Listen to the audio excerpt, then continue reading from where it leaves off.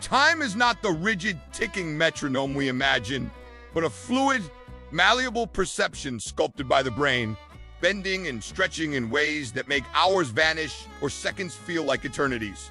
When you are fully immersed in a task, whether painting a canvas, playing music, or solving a problem, your attention narrows so completely that the brain stops registering the usual cues of passing minutes, and suddenly 3 hours have dissolved as if they were only moments.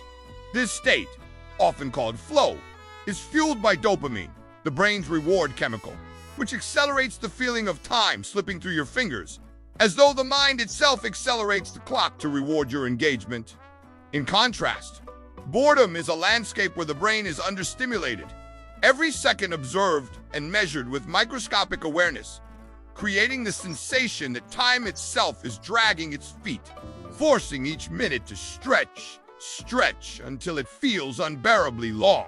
The brain's internal clock is not a clock at all, but a network of neurons in the basal ganglia and prefrontal cortex, where rhythms and patterns create a subjective sense of duration.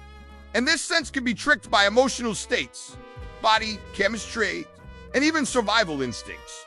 Fear, for instance, floods the body with adrenaline, quickening perception, making moments feel drawn out and giving the illusion of time slowing, a protective adaptation designed so the brain can gather more details in emergencies. This is why during a fall, a car crash, or a near-death experience, people often describe the world moving in slow motion, as though time kindly expanded to give them a chance to respond. Memory, too, plays a vital role in shaping time's illusion. When life is routine, days blur together with few landmarks, making months seem short in hindsight. But when life is filled with novelty, travel, and new experiences, the richness of memories stretches those same months in recollection, so they feel far longer. This paradox means that while a day of monotony may feel endless while it's happening, it shrinks to nothing when remembered. And a day bursting with new sensations may fly past in the moment but expand magnificently in memory, filling the mind with detail and color. Age alters this perception too. As children, everything is new. Every summer seems infinite. But as adults, with fewer firsts and more repetition, years accelerate, and decades vanish before we even grasp them. The very neurons that encode time grow less sensitive with age, shrinking the intervals we can perceive. And so time appears to race faster, like a film played at higher speed. Culture shapes this illusion as well. For in societies where schedules dominate, time feels like a resource constantly slipping away, while in cultures where life flows with nature's rhythms, time is experienced more as a vast ocean than a ticking clock.